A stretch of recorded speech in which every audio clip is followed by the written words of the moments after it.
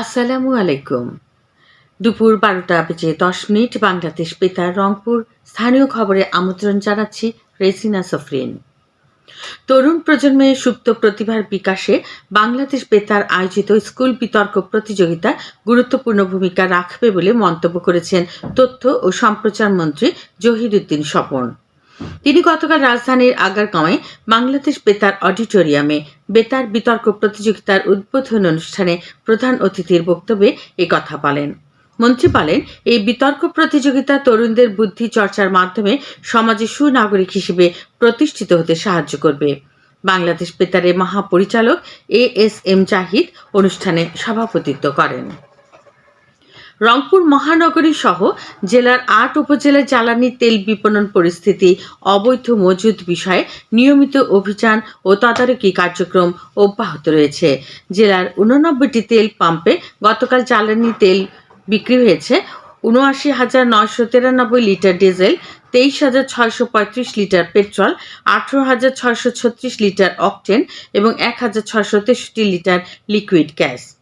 বিক্রি শেষে জেলার ডিপো ও পাম্পগুলোতে মজুত রয়েছে ৪,১৩,৪৬৯ litre diesel, ১,৩৩,২৩৮ litre petrol, ৫৩,৪৪৩ litre octane, ৮,৫৮৮ litre kerosene এবং ৩১,২০৭ লিটার লিকুইড গ্যাস। গাইবান্ধা জেলা তথ্য অফিসের আয়োজনে শিশু কিশোরী ও নারী উন্নয়নের সচেতনতামূলক প্রচার কার্যক্রম প্রকল্পের আওতায় গতকাল উঠান বৈঠক অনুষ্ঠিত হয়েছে। জেলার গোবিন্দগঞ্জ উপজেলার মহিমাগঞ্জ ইউনিয়নের জীবনপুর গ্রামে অনুষ্ঠিত এই উঠান বৈঠকে ভার্চুয়ালি অংশগ্রহণ করেন গণযোগাযোগ অধিদপ্তরের উপপরিচালক ফাহিমা জাহান। জেলা তথ্য অফিসার ইশতিয়াক আহমদ আবির এ সময় অন্যান্যের মধ্যে উপস্থিত ছিলেন। অনুষ্ঠানে নারী ও শিশুর প্রতি সহিংসতা প্রতিরোধ, শিশুকে মাতৃদুগ্ধদান, শিশু ও নারী অধিকার, শিশু যথাযথ বিকাশ, অটিজম ও শিশুর মানসিক স্বাস্থ্য, জন্ম নিবন্ধন, নারীর ক্ষমতায়ন ও সামাজিক নিরাপত্তা, পরিবেশ সুরক্ষা ও দুর্যোগকালীন নারী, জেন্ডার সমতা, নিরাপত্তা মাতৃত্ব, বাল্যবিবাহ, ইফটেজিং, পরিষ্কার পরিচ্ছন্নতা ইত্যাদি বিষয়ে আলোচনা করা হয়। জয়পুরহাটে হামির উপসর্গ নিয়ে জেনারেল হাসপাতালে গত ২৪ ঘন্টায় নতুন করে আরও একটি শিশুকে ভর্তি করা হয়েছে। এ নিয়ে হাসপাতালটিতে বর্তমানে মোট ১৪ জন শিশুকে চিকিৎসা দেওয়া হচ্ছে। হাসপাতাল সূত্রে জানা গেছে, ভর্তি হওয়া শিশুদের মধ্যে এ পর্যন্ত ৮৩ জন সুস্থ হয়ে বাড়িতে ফিরে গেছে। রংপুর নগরের বাংলাদেশ ব্যাংক মোড়, সিএনজি স্ট্যান্ড ও মেডিকেল মোড় এলাকায় গতকাল উচ্ছেদ অভিযান পরিচালনা করেছে মেট্রোপলিটন পুলিশের ট্রাফিক বিভাগ। উপপুলিশ কমিশনার মারুফ আহমেদ এই অভিযানের নেতৃত্ব দেন।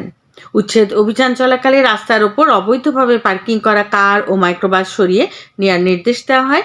এই সময় লাইসেন্সবিহীন ব্যাটারি চালিত অটোরিকশা আটক করা হয়।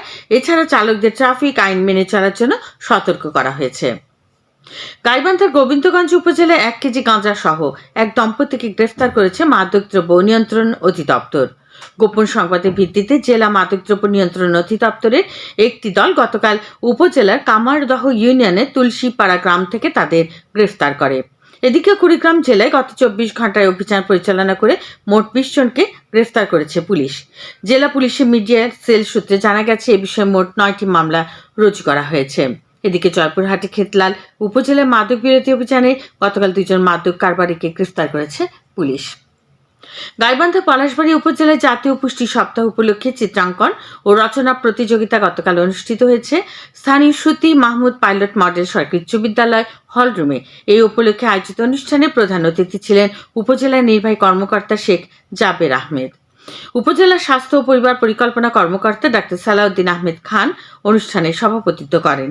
শেষে বিভিন্ন প্রতিযোগিতায় বিজয়ীদের মধ্যে পুরস্কার বিতরণ করা হয়। খেলার খবর, ফুটবল। রংপুর শহীদ আবু সাইদ স্টেডিয়ামে আয়োজিত নতুন কুড়ি স্পোর্টসের বালক বালিকা উভয় গ্রুপের ফাইনাল খেলা আজ বিকেলে অনুষ্ঠিত হবে। এতে বালক গ্রুপে রংপুর সিটি কর্পোরেশন ও মিঠাপুকুর উপজেলা ফুটবল দল এবং বালিকা গ্রুপে রংপুর সদর উপজেলা ও পীরগঞ্জ উপজেলা ফুটবল দল পরস্পরের মোকাবেলা করবে। সবশেষে আবহাওয়া। আজ সন্ধ্যে 6টা পর্যন্ত অভ্যন্তরীণ নদী বন্দরগুলোর জন্য পূর্বাভাসে বলা হয়েছে খুলনা, বরিশাল, পটুয়াখালী, নোয়াখালী, চট্টগ্রাম ও কক্সবাজার অঞ্চলসমূহের উপর দিয়ে পশ্চিম উত্তর পশ্চিম দিক থেকে অস্থায়ীভাবে ঘন্টায় 60 থেকে 80 কিলোমিটার বেগে ঝোড়ো হাওয়া বয়ে যেতে পারে। সেই সঙ্গে বৃষ্টি অথবা বজ্রসহ বৃষ্টিপাতের সম্ভাবনা রয়েছে। এইসব এলাকার নদীবন্দর সমূহকে 2 নম্বর নৌ